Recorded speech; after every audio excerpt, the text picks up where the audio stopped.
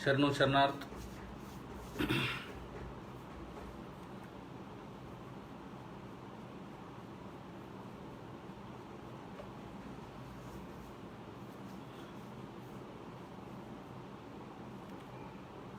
आज रविवार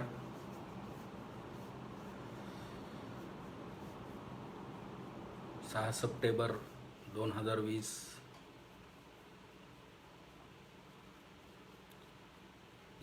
अनुभव मंडप बाय लिंगायत सेवा संघ या फेसबुक पेजवरून जर आठवड्याला रविवारी आपण अनुभव मंडप घेत असतो.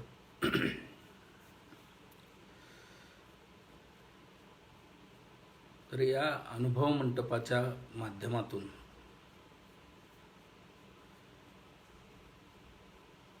वचनांचं विश्लेषण आणि त्याच्यावरील शंका समाधान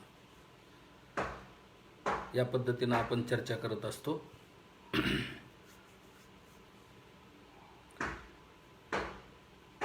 तर आज या अनुभव मंडपाला सुरुवात करण्या अगोदर आपण 2017 पासून या लिंगायत आंदोलनाचं नेतृत्व करणारे आदरणीय शिवलिंग शिवाचार्य अप्पाजी यांना लिंगायत सेवा संघातर्फे मी आदरांजली अर्पित करतो. आणि बंधूंनो, काल 5 सप्टेंबर गौरी लंकेश यांच्या हत्येला 3 वर्ष पूर्ण झाली.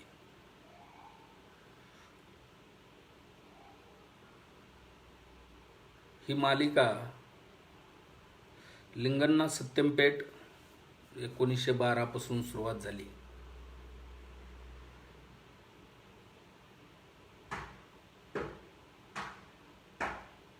तेरामध्ये नरेंद्र दाभोळकर सर, 15मध्ये पानसरे सर, गोविंद पानसरे सर, 15मध्येच आदरणीय कलबुर्गी सर आणि 17मध्ये आदरणीय गौरी लंकेश. भावांनो, लक्षात घ्या जरा,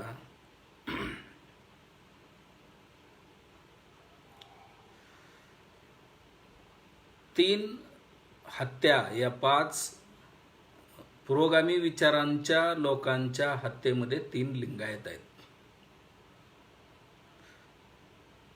म्हणजे समता लिंगायतांच्या रक्तामध्ये आहे. ते रक्तच उफाळून येतं समतेचं आणि क्रांतीचं. भारताचा मूळ इतिहास समतेचा. तर या समतेवर लिखाण करणं, साहित्य लिहिणं, व्याख्यानं करणं आणि त्याचा परिणाम विषमतावादी प्रतिगामी आर्यांकडून हत्या होत राहणं. तर भावानो, सुरुवातीला थोडासा म्हणजे कालच गौरी लंकेश यांच्यावर आपण व्याख्यान घ्यायला पाहिजे होतं, परंतु अनुभव मंडपाच्या माध्यमातूनच आपण आज त्यांना आदरांजली अर्पण करणार आहोत. गौरी लंकेश या 1965 मध्ये त्यांचा जन्म आहे.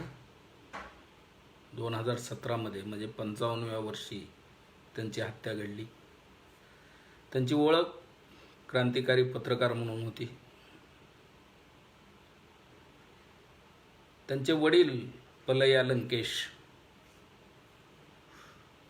हे लेखक, पत्रकार, फिल्म प्रोड्युसर, फिल्म डायरेक्टर आणि इथे अशा अनेक पेशामध्ये त्यांनी होते. आणि याच्या माध्यमातून जे त्यांनी फिल्मचं निर्देशन केलेलं आहे त्याच्यासाठी त्यांना राष्ट्रीय पुरस्कार नॅशनल अवॉर्ड मिळालेला आहे बेस्ट डायरेक्टरचा. आणि साहित्य अकादमीचा मध्ये साहित्य क्षेत्रामध्ये साहित्य अकादमीचं सुद्धा त्यांना पुरस्कार मिळालेला आहे. तर अशा पलया आणि इंदिरा आईचं नाव गौरी लंकेश यांच्या पोटी गौरीचा जन्म झाला.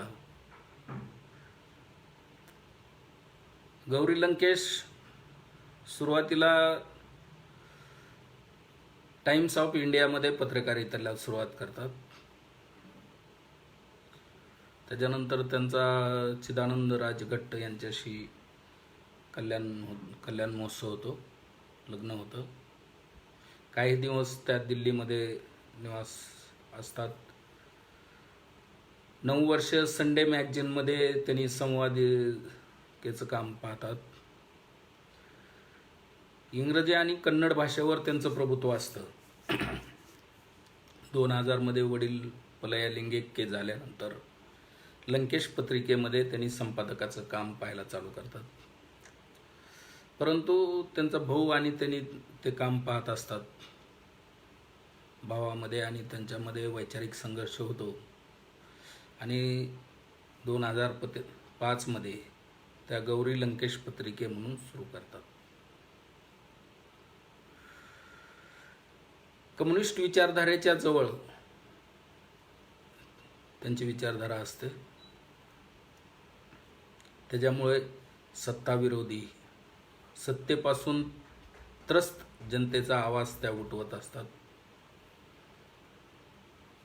आणि 2017 जे शेवटचं त्यांचं लेख आहे त्याच्यामध्ये त्यांनी जी घोषणा केलेली आहे, आपल्याला माहिती आहे की आजकाल खोट्या बातम्या किती पसरवल्या जात आहेत. तर या ज्या खोट्या बातम्या जाणून बुजून पसरवल्या जातात, अशीच एक खोटी बातमी कर्नाटकमध्ये त्या काळामध्ये पसरवली होती. गणेशोत्सवाच्या दरम्यान सरकार सांगेल तिथंच गणपती बसवायचा, सरकार सांगेल तेवढ्याच उंचीचा गणपती बसवायचा, त्याच्यासाठी 10 लाख रुपये सरकारकडे डिपॉझिट करायचं, किंवा इतर समाजाच्या, इतर धर्माच्या घरापासून, निवासापासून ही मिरवणूक जाणार नाही, अशा पद्धतीच्या अफवा उठवून वातावरण बिघडवण्याचा प्रयत्न केला होता. तर या बातम्या कुणी पेरल्या इथपर्यंत गौरी लंकेश पोहोचल्या होत्या. ती पोस्ट कार्ड न्यूज नावाची वेबसाईट, त्या वेबसाईटवरून या अफवा पसरवण्यात आल्या होत्या. या अफवेच्या विरोधात पोलीस महासंचालकांना सुद्धा प्रेस घेऊन सांगावं लागलं की या सगळ्या अफवा खोट्या आहेत. तर भावानो, ही या गोष्टी का होतात आणि पत्रकारांचा याच्या विरोधात आवाज उठवणं हे त्यांचं कर्तव्य आहे. त्या पद्धतीनं त्यांनी अशा खोट्या बातम्या पसरवणाऱ्याच्या विरोधात मी लिखाण करत राहणार, हा त्यांची शेवटची जी घोषणा होती. ह्या घोषणेला अनुसरूनच 5 सप्टेंबर 2017 मध्ये गौरी लंकेश यांच्या निवासामध्ये घुसून त्यांना गोळ्या झाडण्यात आल्या आणि एक बुलंद आवाज, लिंगायतांची एक तोफ, तिसरी तोफ परत शांत केली गेली. हे शांत करणारे कोण आहेत, हे गोळ्या चलवणारे कोण आहेत, अख्खं जग जाणतं. पहिली हत्या सिद्धण्णा लिंगण्णा सत्यमपेठ यांची 2012, शेवटची हत्या 2017. 5 वर्षामध्ये 5 हत्या घडल्या आहेत प्रोगामी विचारांच्या. भावांनो, लक्षात घ्या, ज्या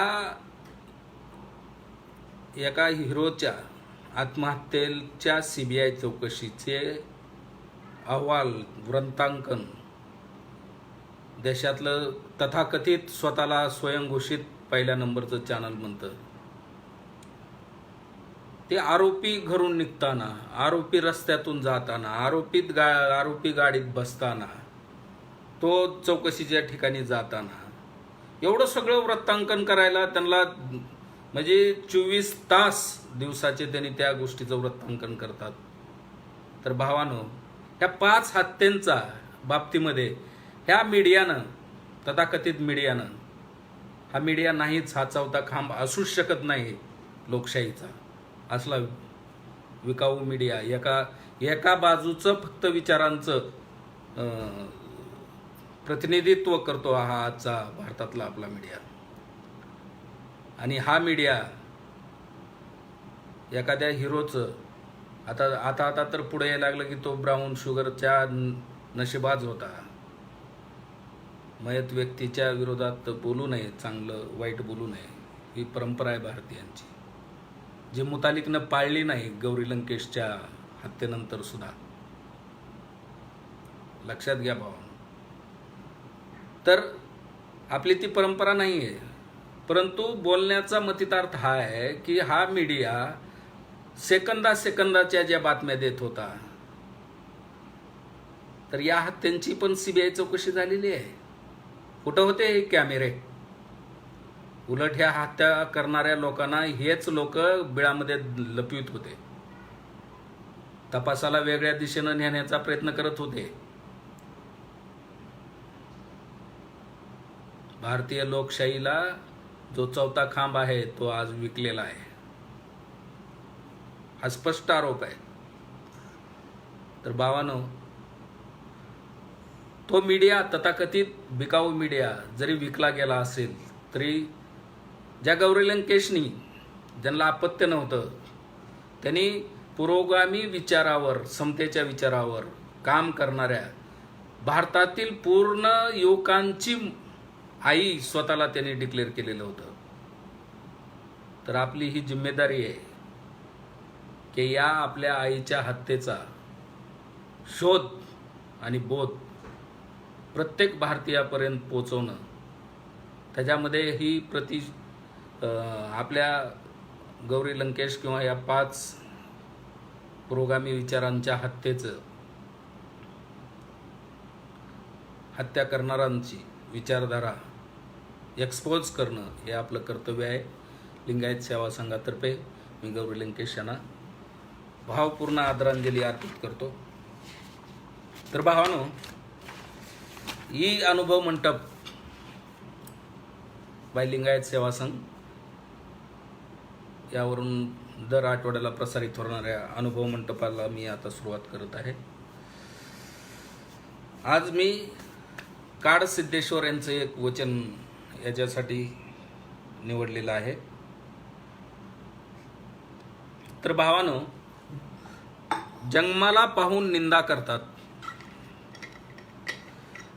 जोगी संन्यासाला पाहून वंदन करतात. जन्माला पाहून निंदा करतात, पण जोगी संन्यासाला पाहून वंदन करतात. लिंगास पाहून दूर सरकतात, पण गांजा आणि भांग याचे व्यसन करणाऱ्यांना पाहून वश होतात. वास्तव आहे, लक्षात घ्या. काड सिद्धेश्वर हे 12व्या शतकानंतरचे शरण आहेत, परंतु आजच्या समाजाचं किती वास्तव स्वरूप त्यांनी दिलंय पहा. हर पूजा म्हटल्यास, हर म्हणजे शिवपूजा म्हणल्यानंतर निंदा करतात, पण नरपूजा म्हणजे व्यक्तिपूजा म्हटल्यास आनंदाने फुगून जातात. ही आजची आपली समाज व्यवस्था आणि समाजाची मानसिकता आहे.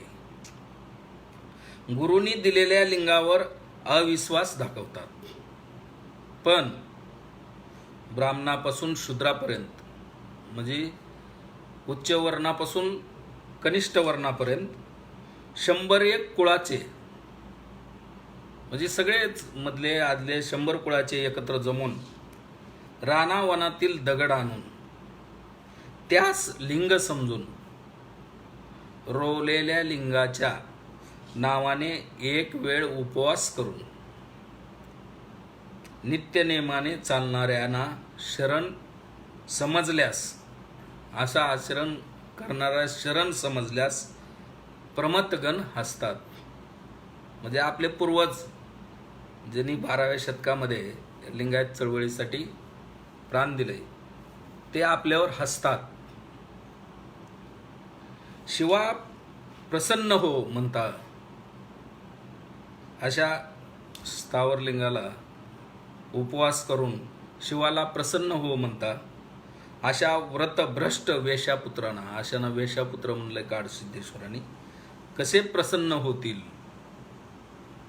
हे काड नोळ नाद शंकरप्रिय चिन्ह कंदबलिंग निर्माय प्रभू, काडसिद्धेश्वरांचं हे अंकित आहे. तर बघा भावानो, काडसिद्धेश्वरांनी किती वास्तव स्वरूप आपल्या समोर ठेवलेलं आहे समाजाचं, की जंगमाला पाहून निंदा करतात. जंगम कोण आहे? 12व्या शतकामध्ये जी समतेची विचारधारा महात्मा बसवण्णा, लिंगायत धर्मसंस्थापक महात्मा बसवण्णा आणि 770 शरणांच्या विचारातून आणि आचारातून, अनुभव मंटपातल्या चिंतनातून जी समतेची विचारधारा लिंगायत नावानं प्रस्थापित केली, ह्या लिंगायत विचारधारेचा प्रचार आणि प्रसार करण्याची जिम्मेदारी ज्या संघावर दिली, त्या संघाला बसवण्णांनी जंगम संघ असं नाव दिलेलं आहे. जसं बौद्ध भिक्खूंच्या भिक्खू संघ होता बौद्धांचा, तसा लिंगायतांचा जंगम संघ होता.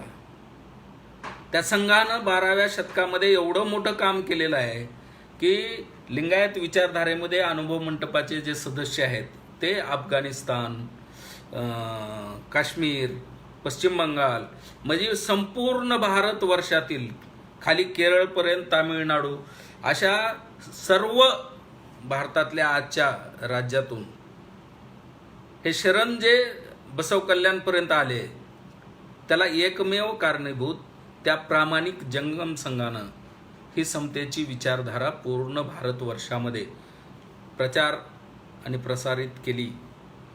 अशा जंगमाला पाहून इमानदार जंगम, त्याला इमानदार जंगम आणि खरंच जंगम तत्व ज्यांनी आचरणात आहे, अशा जंगमाला पाहून निंदा करतात. अशा जंगमाला पाहून निंदा करतात. पण भगवी कपडी बघितली की ते त्याला संन्यासी समजून त्याला वंदन करतात, त्याला लोटांगण घालतात, त्याच्या पाया पडतात आणि गुरुने दिलेला जो लिंग आहे, इष्टलिंग, ह्या इष्टलिंगाला पाहून दूर सरकतात. लांब सरकतात इष्टलिंगाला पाहून.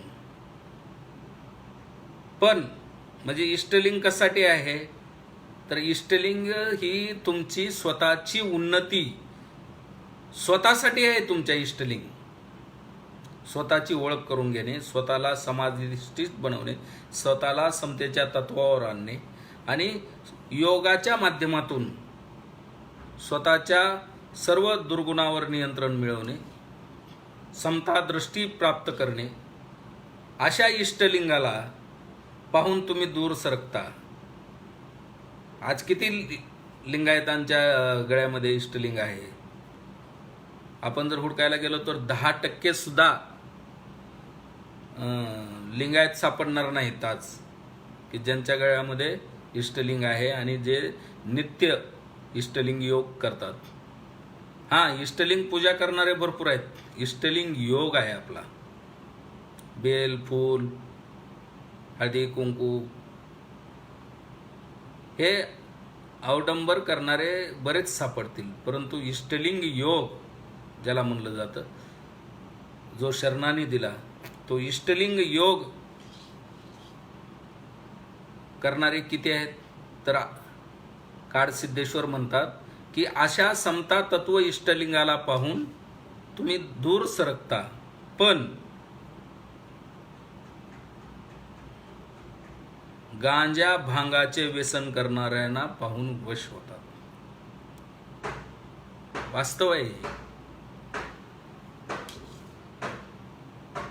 म्हणजे फक्त भगवी कपडे घातली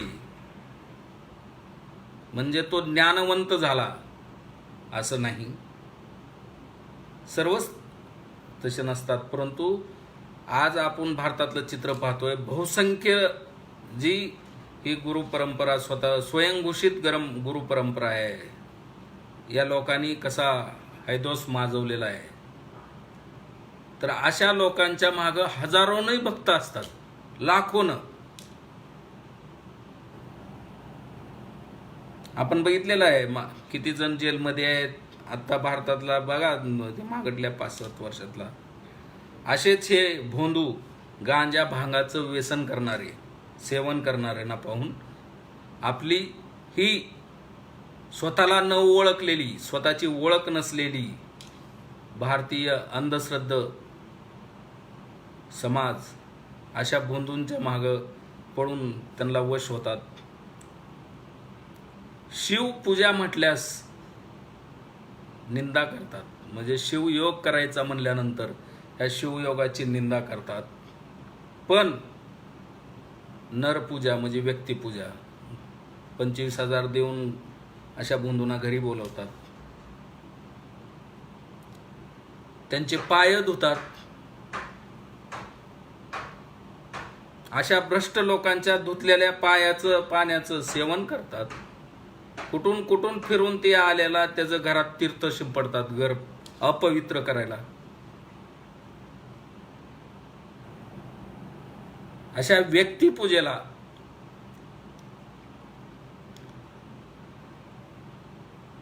अशी व्यक्तिपूजा करायची म्हणलं की आनंदानं फुगून जातात. कारण लोकांना माहिती आहे ह्याच्या घरी असा महाराज आला म्हणजे ह्यानं 5-25,000 रुपये त्याला दिलाय, 5-25,000 त्याला आयाराला त्याच्या सत्काराला खर्चिलाय. म्हणजे स्वतःची प्रतिष्ठा दाखवण्यासाठी ह्यांना आनंद होतो. परंतु इष्टलिंग योगापासून हे दूर पळतात. गुरूंनी दिलेल्या इष्टलिंगावर अविश्वास दाखवतात. पण जंगलातून म्हणजे गावातील सर्व समाज एकत्र येऊन गावातून एखादा दगड आणून त्याला देवत्व देऊन त्याच्यासाठी उपास तपास करून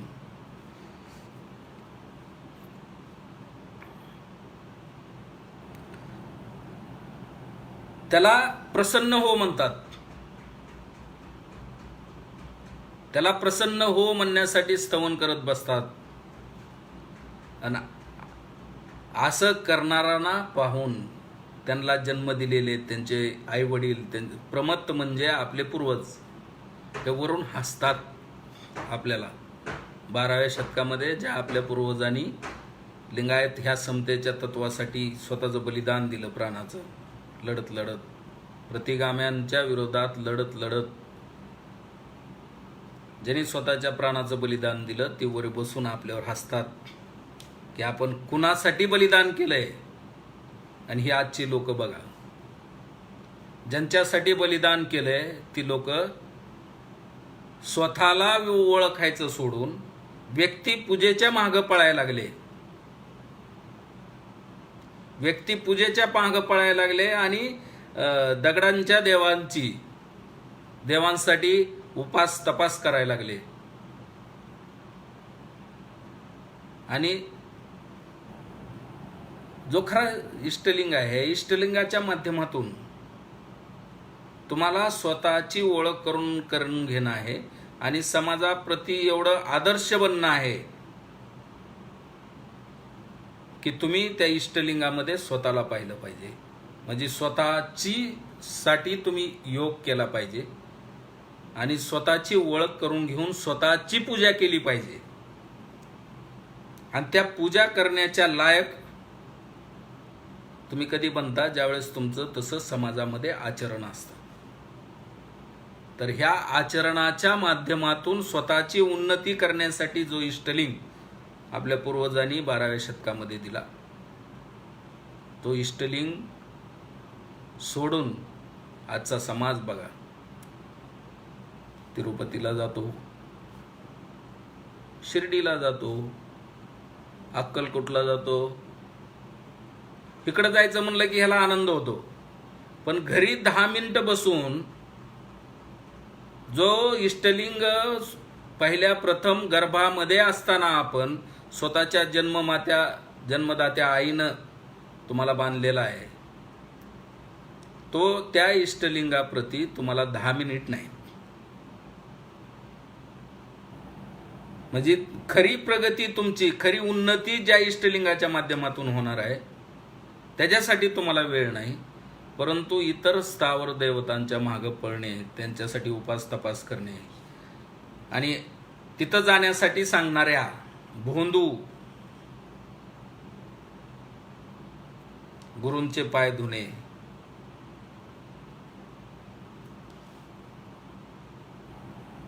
ते पाणी पिणे. तर अशा भोंदूंच्या म्हणजे व्यक्ती केंद्रित झालेला हा समाज, भ्रष्ट आचरण असणाऱ्या गुरु लोकांच्या मागे पळणारा हा समाज, त्याच्यामुळं ह्या समाजाचा ऱ्हास होतोय. आणि हे सगळं पाहून वरून आपले पूर्वज हसत आहेत. हे काळ सिद्धेश्वर त्यांच्या वचनाच्या माध्यमातून सांगतायत. त्याच्या पुढचं वचन बघा, ह्या वचनाला संगत वचन आहे ते. ब्रह्मांडातील लोक देव देव म्हणून दमत आहेत. ब्रह्मांडातील लोक देव देव म्हणून दमत आहेत. कारण काय तर आपणच देव आहोत हा ठाव जाणत नाहीत.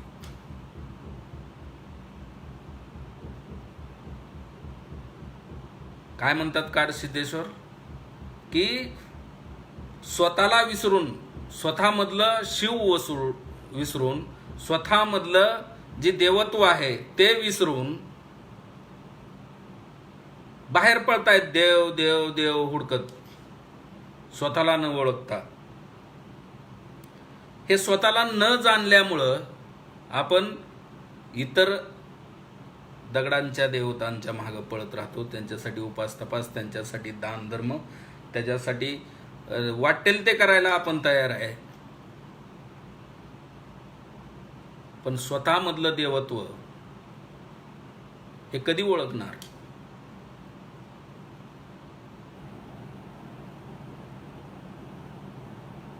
समाजाची काय चूक आहे? ज्या काळ सिद्धेश्वरनी ही वचनं दिलेली आहेत, लिहिलेले आहेत, त्या काळ सिद्धेश्वरांच्या मठावरचे मठाधीशांचं आचरण आजचं काय? ही समतेची विचारधारा सोडून, ही समतेची विचारधारा, लिंगायत विचारधारा सोडून विषमतावाद्यांच्या नादी लागून या समतेच्या लिंगायत तत्वाच्या विरोधात बोलणारी जाहीरपणे मीडियामध्ये, अशी कृतज्ञ म्हणजे आपल्या पूर्वजांच्या उपकाराला बैमान झालेली लोक पाहून काळ सिद्धेश्वर सुद्धा वरून आज हसत आहेत.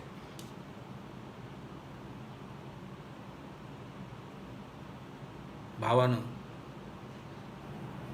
समाजामध्ये समतेचं काम करणारे आपण, आपली ही सामूहिक जिम्मेदारी आहे.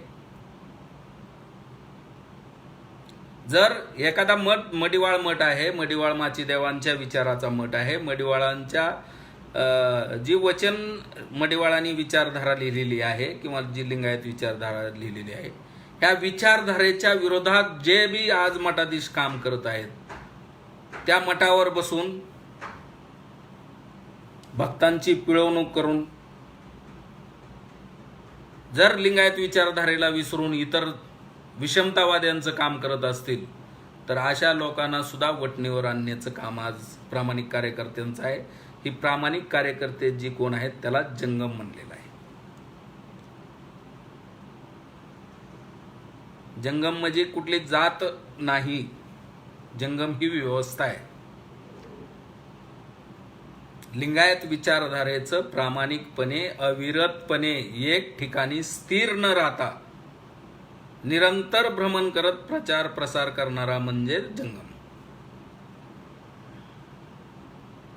आणि अशा प्रामाणिक कार्यकर्त्यांना आता गरज आहे की लिंगायत विचारधारेच्या मठावर बसून लिंगायतांच्या समतेच्या तत्वाला विसरून विषमतावाद्यांच्या दावणीला जाऊन जी बसलेले मठाधीश आहेत, अशा मठाधीशांना समाजासमोर एक्सपोज करणं आणि त्यांना परत लिंगायत विचारधारेवर आणणं ही प्रामाणिक लिंगायत कार्यकर्त्यांची म्हणजे जंगम संघाची ही जिम्मेदारी आहे.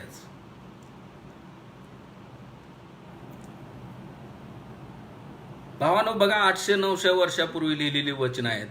काडसिद्धेश्वरांचं समजा त्याच्यानंतरच आहे, परंतु आज तंतोतंत आजच्या या लिंगायत समाजावर आपल्या हे लागू होत आहे. आपलं आचरण भ्रष्ट होत गेलेलं आहे. लिंगायत आचरण, समतेचं आचरण, लिंगायत विचारधारा, हा काही गोष्टी ह्याला कारणीभूत आहेत की समजा प्रतिक्रांती ताबडतोब झाली, साहित्य लुप्त झालं, मठाधीशांची कत्तल झाली आणि या भीतीपोटी सुप्त झाली, काही अंडरग्राऊंड झाले, विचारधारा काही दिवस लुप्त झाली. परंतु विचारधारा कळाल्यानंतर तरी या समतेच्या तत्वावर या मठाधीशांना आणणं हे जंगम संघाचं काम आहे.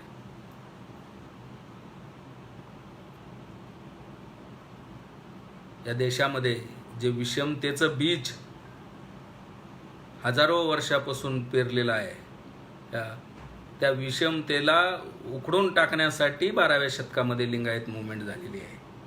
आणि जे स्वतःला आज लिंगायत म्हणून घेतात त्यांची ही सामूहिक जिम्मेदारी आहे की जर तुम्ही लिंगायत मठावर बसून जर विषमतेचं काम करणाऱ्या मठाधीशांचे पाय धुत असाल आणि त्यांचं पाणी पिऊन घरामध्ये शिंपडून घर पवित्र झालं म्हणत असाल तर तुमचं घर पवित्र नाही, ते अपवित्र होणार आहे.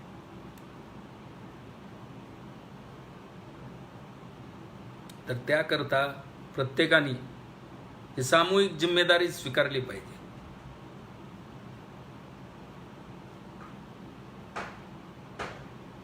आणि समतेच्या तत्वावर आलं पाहिजे. भावानो, एक लक्षात घ्या, काही विचारधारा एवढ्या तुम्हाला भुरळ पडतात, लिंगायत विचारधारा सोडून जाण्याची कारणे. त्याच्यामधलं एक कारण सांगतो आदिनाथजी, की ज्यांच्याजवळ डिव्हाइड अँड रूल ही पॉलिसी आहे तर ती लोक तुम्हाला म्हणजे मेंटली एवढं ही करतात, भ्रमित करतात की गौरी लंकेश यांना गोळ्या घालणारा वाघमारे ज्यावेळेस अरेस्ट केला जातो तो जबाब काय देतो की धर्मरक्षणार्थ मला गोळ्या घालायला सांगितल्यात, मी कुणाला गोळ्या घालायलो हे मला माहित नव्हतं.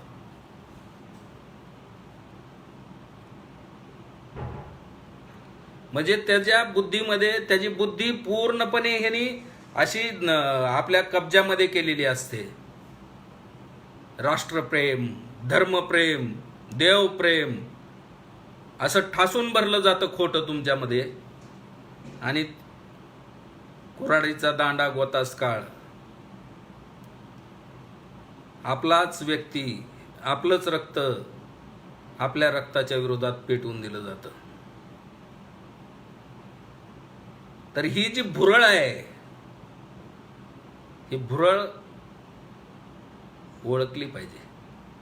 ही लोक तुम्हाला प्रतिष्ठा देतात, तुमचं नाव करतात, तुम्हाला पुरस्कार देतात, तुम्हाला वाटतं वा बाबा मला प्रसिद्धी द्यायला लागले हे. परंतु तुमच्याच माध्यमातून तुमच्याच रक्ताच्या लोकांवर, तुमच्याच खांद्यावर बंदूक ठेवून हे उडवतात. हे ओळखलं पाहिजे, हे ओळखलं पाहिजे. राष्ट्र आमचं आहे, राष्ट्रभक्त आम्ही आहोत. आमची माती आहे, आमची मातृभूमी आहे.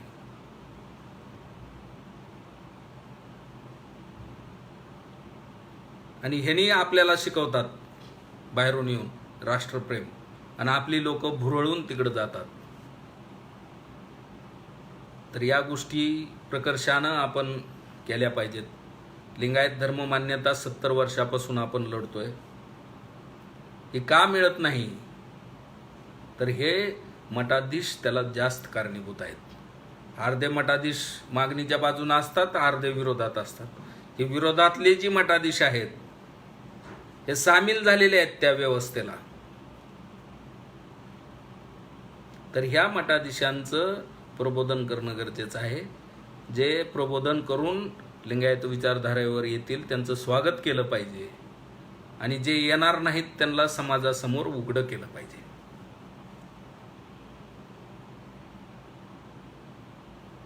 आणि याकरता मी वारंवार आजकाल बोलतोय की लिंगायत मठावर मठाधीश नेमण्याची परंपरा ही आपली जुनी अशी आहे की लिंगायत मठाच्या अनुयायांनी मठाधीश बसवायचा आहे. वंश परंपरेनं मठाधीश बसवण्याची परंपरा लिंगायत धर्मामध्ये नाही.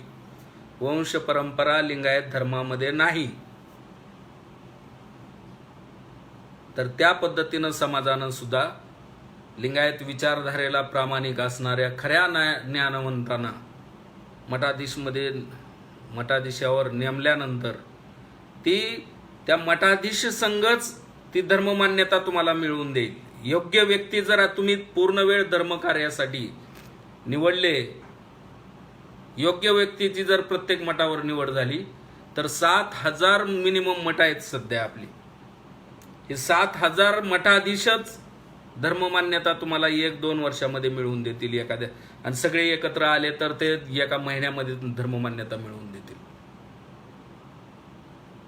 तर समाजाचं आणि जंगम संघ, समाज आणि समाजामध्ये प्रामाणिकपणे काम करणाऱ्या कार्यकर्त्यांचा जंगम संघ, यांची सामूहिक जिम्मेदारी आहे. आज आपण सर्वांनी ही सामूहिक जिम्मेदारी स्वीकारून योग्य व्यक्तींची मठावर निवड प्रत्येक मठावर करत गेल्यानंतर, भलेही अजून 10 वर्ष लागतील, 10 वर्षानंतर तरी लिंगायत चळवळीला या यश आणि लिंगायतांची स्वतंत्र ओळख म्हणजेच 7 कोटी लिंगायतांच्या आचरणातून ही विषमता संपणार आहे. त्याला संवैधानिक मान्यता मिळणं म्हणजे जाती व्यवस्था लिंगायतामधून संपणार आहे, आणि ते एक मोठं राष्ट्रकार्य आहे. राष्ट्राला 130 कोटीला एकत्र आणणारं एक मोठं समतेचं कार्य लिंगायत धर्ममान्यतेच्या माध्यमातून होणार आहे. तर याकरता काड सिद्धेश्वरांनी किंवा इतर शरणांनी जी वचनं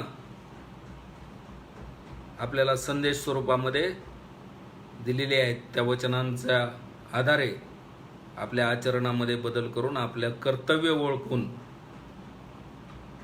लिंगायतांच्या विचारधारेवर प्रामाणिकपणे चालत राहू, एवढं सांगतो. आणि कुणाचे काय प्रश्न असतील तर एक आपण विचारू शकता. आपण अनुभव मंटप आहे हा, याच्या माध्यमातून आपल्याला आदिनाथजींचा प्रश्न आहे, लिंगायतामध्ये जी उदासीनता येत आहे त्याची ही कारणे शोधून काढली पाहिजेत. बरोबर आहे आदिनाथजी.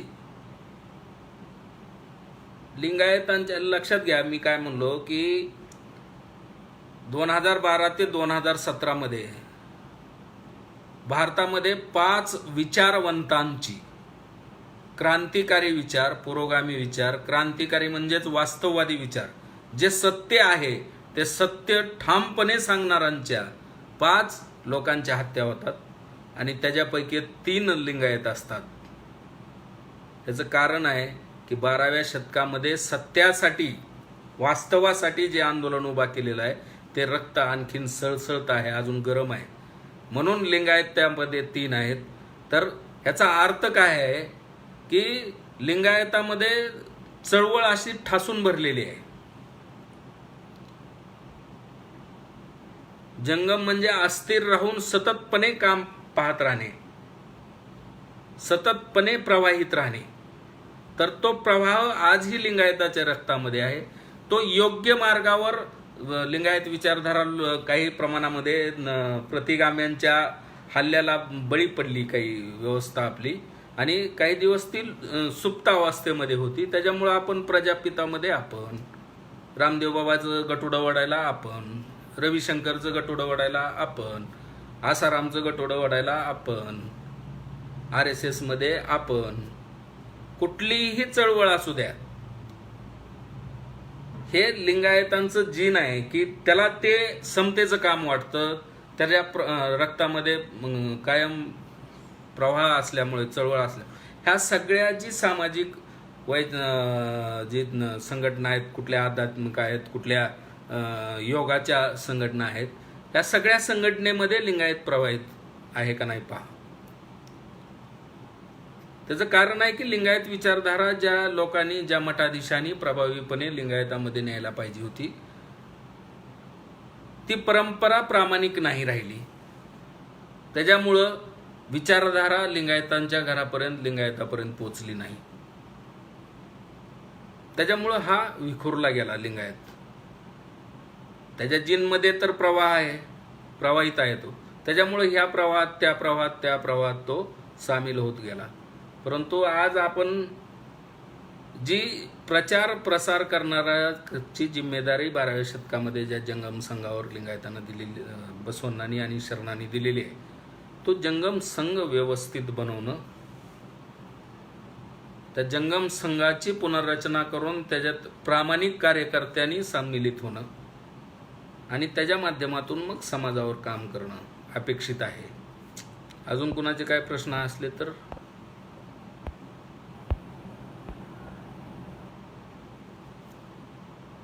वकील साहेब, जय जिजाऊ. शेंदूर फासुनी दगड धोंडा, पाया पडती पोरे रांडा. सगळ्या संतांची ही शिकवण आहे की स्वतःला ओळखा. परंतु आपण आज अशा गोष्टीच्या मागे लागलो की ज्याच्यातून आपली कधीच प्रगती होणार नाही, अशा माध्यमातून आपण काम करतोय. सध्याचे काडसिद्धेश्वर मठाचे मठाधीश स्वतःला लिंगायत समजून घेत नाहीत. हा तर लिंगायत धर्म विचारधारेला गद्दारी म्हणावे लागेल. बरोबर आहे सर. जर तुम्ही लिंगायत मठावर बसलेले आहात मठाधीश म्हणून, तर तुम्हाला तुमचं हे कर्तव्य आहे, नाही तुमची जिम्मेदारी आहे की तुम्ही लिंगायत विचारधारेचाच प्रसार केला पाहिजे. लिंगायत म्हणजे समता, इथं कसल्याही विषमतेला जागा नाही. आणि तुम्ही जर विषमतावाद्यांचं कार्य, मेंबरशिप घेऊन जर ह्या मठावर काम करत असाल, तर तुम्ही मठाची गादी सोडा आणि खुशाल त्या विचारधारेमध्ये जाऊन काम करा. तुमची ओळख, तुमची जी समाजामध्ये आयडेंटिटी आहे, ती लिंगायतांच्या मठाचे मठाधीशी आयडेंटिटी आहे. स्वतःच्या नावावर तिकडं विषमतावाद्याकडे जावा, त्यांची मेंबरशिप घ्या, त्यांचं अख्ख्या भारतातलं अध्यक्ष, राष्ट्रीय अध्यक्षपद घ्या आणि मठाची ओळख सोडून स्वतःच्या ओळखीवर तिकडे जावा. तुम्हाला जवळ घेतात का बघा. ती तुम्हाला पंक्तीला सुद्धा, तुम्हाला वळीत सुद्धा घेणार नाहीत. ते लिंगायत मठावर मठाधीश म्हणून पट्टाभिषेक करून घेतात लोक आणि खुशालपणे विषमतावाद्यांच्या दावणीला जाऊन समाजाला दावणीला नेण्याचा प्रयत्न करतात. ही गद्दारी आहे. काडसिद्धेश्वरांच्या नावानं मठ आहे, तर काडसिद्धेश्वरांच्या एखाद्या वचनावर तरी आचरण येऊ द्या आपलं. किती प्रवचनामध्ये काडसिद्धेश्वरांची वचनं आपण सांगता. तुम्हाला रामायण महाभारत सांगायला तिथं पट्टाभिषेक झालेला नाही. गीता सांगायला काडसिद्धेश्वरांच्या नावानं वचन मठ आहे, तर ते 12व्या शतकातल्या 770 शरणांच्या आणि काड सिद्धेश्वरांनी जो हा मठ स्थापन केला त्यांच्या विचारावर काम करण्यासाठी त्या मठाधीशांची, ह्याच म्हणून नाही सर्व मठाधीशांची निवड त्या झालेली असते आणि त्यांचं कर्तव्य आहे की त्या विचारधारेला पुढे नेणं, ना की विषमतावाद्यांच्या दावणीला बसून समाजाला तिकडं नेण्याचा प्रयत्न करणं. आणि तुम्हाला तिकडं जायचं असेल तर तुम्हाला स्वातंत्र्य आहे, देशामध्ये स्वातंत्र्य आहे, लोकशाही आहे. तुम्ही मठाधीश पद सोडायचं आणि खुशाल तिकडं जाऊन प्रचार प्रसार करा, काही आम्हाला अडचण नाही. आणखी कुणाचे काही?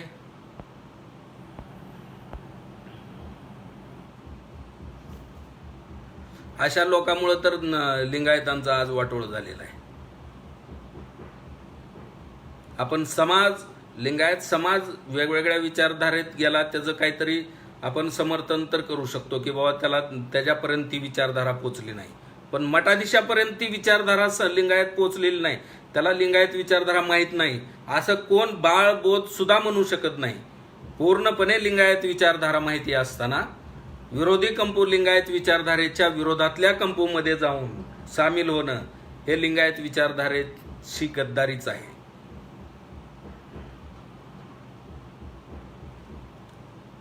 कुणाचं काय अजून आहे का प्रश्न?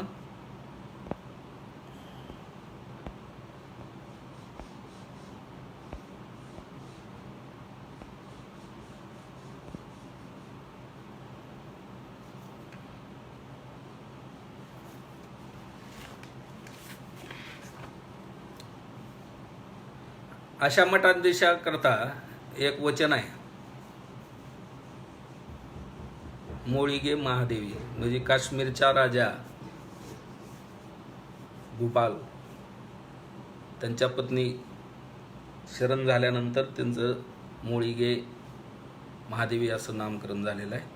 तर त्यांचं वचन कसं तंतोतंत बसतं बघा. दगड पेरून त्याला पाणी देत राहिलं, जलसिंचन,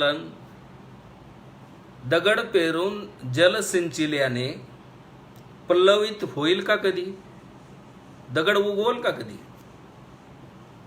खऱ्या खुऱ्या बीजाच्या वृक्षाप्रमाणे असली दगड मठावर बसली, ह्याला किती बी भक्तीच्या माध्यमातून लिंगायत समाजानं जलसंचित म्हणजे किती जलसिंचित म्हणजे भक्तीचं जलसिंचन कितीही केलं असे दगडावर,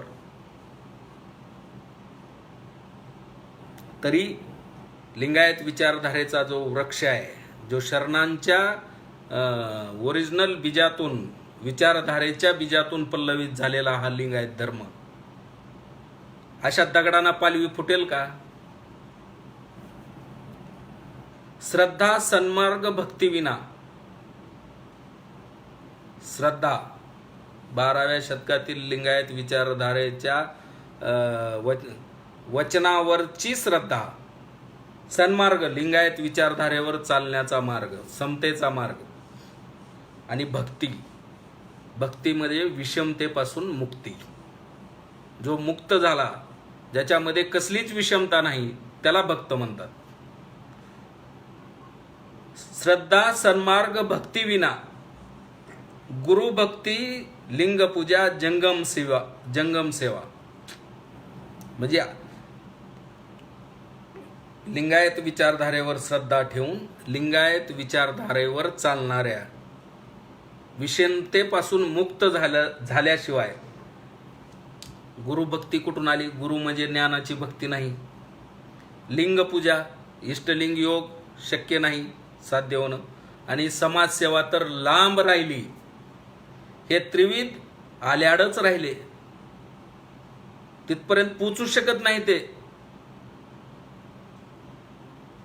जे साध्य करण्यासाठी जंगम सेवा म्हणजे समाजसेवक, म्हणजेच शरण बनण्यासाठी जे आवश्यक आहे, हे सगळं जर श्रद्धा तुमची लिंगायत विचारधारेवरची श्रद्धा विषमतावाद्यावर जाऊन बसली, लिंगायत विचारधारेवर चालण्यापेक्षा तुम्ही विषमतेच्या मार्गाने चालले,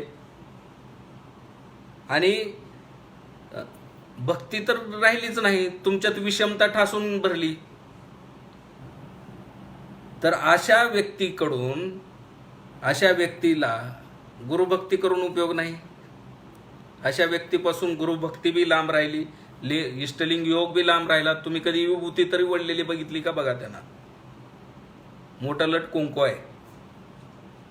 जंगम सेवा म्हणजे समाजसेवेचं नाटक तथाकथित गुरु मंडळी करत असतात. अशी लोक ह्या सगळ्याच्या त्या उद्दिष्ट आहे त्याच्या आल्याडच आहेत म्हणतात महादेवी. मग परात्पर सत्यवस्तूची वार्ता. सत्यवस्तू म्हणजे समाजसेवेमध्ये जर तुम्ही अविरत काम करत असताल एका उद्दिष्टाप्रती प्रामाणिक राहून, तर ते उद्दिष्ट यशस्वी झाल्याची वार्ता तुम्हाला कुठून मिळेल? मिळणारच नाही. कारण तुमच्यामध्ये ना श्रद्धा आहे लिंगायत विचारधारेवर, समतेवर, ना तुमचं आचरण आहे सन्मार्गावर म्हणजेच लिंगायत समतेच्या विचारधारेवर. तर अशा लोकांच्या माध्यमातून जर आपण समाजकार्य करत राहिलो तर जी सत्य उद्दिष्ट आहे म्हणजेच आजचं लिंगायतांच्या मायनॉरिटी स्टेटसचं किंवा धर्म मान्यतेचं जे उद्दिष्ट आहे, अशा दगडांच्या दगड पेरलेत आपण असले तर अशा दगडांच्या भरोश्यावर जर समाज बसला तर तुम्हाला धर्ममान्यतेची वार्ता कुठून मिळेल? मम प्रिय इम्मडी निकळंक मल्लिकार्जुना ठाई दृढ विश्वासच पाहिजे हो.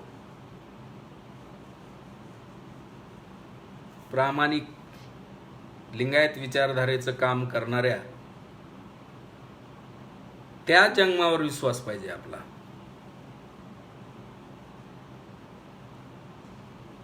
आणि ही ओळखण्यासाठी आपण दगड पेरलाय का शुद्ध बीज पेरलंय त्या मठावर, ही ओळखण्याची नजर येण्यासाठी आता समाजानंच लिंगायत विचारधारेवर येऊन लिंगायतांच्या धर्मग्रंथ वचन साहित्याचं वाचन केलं पाहिजे. त्याच्यामधून लिंगायतांची फिलॉसॉफी समाजानंच ओळखली पाहिजे. जी जिम्मेदारी या लोकांची आहे ती जिम्मेदारी पूर्ण होत नसल्यामुळं समाजानं या गोष्टीवर आलं पाहिजे आणि ह्याच्यातून प्रामाणिक लोकांचा जंगम संघ निर्माण केला पाहिजे. आणि या जंगम संघाच्या माध्यमातून अशा दगडधोंड्यांना कोरण्याचं काम आणि लिंगायत विचारधारेवर आणण्याचं काम ह्या जंगम संघाच्या माध्यमातून आपण केलं पाहिजे. अजून कोणाचे काय प्रश्न असले तर सांगा.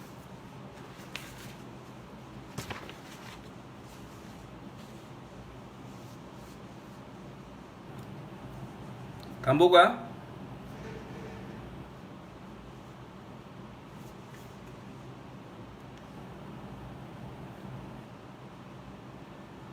शरणो शरणार्थ.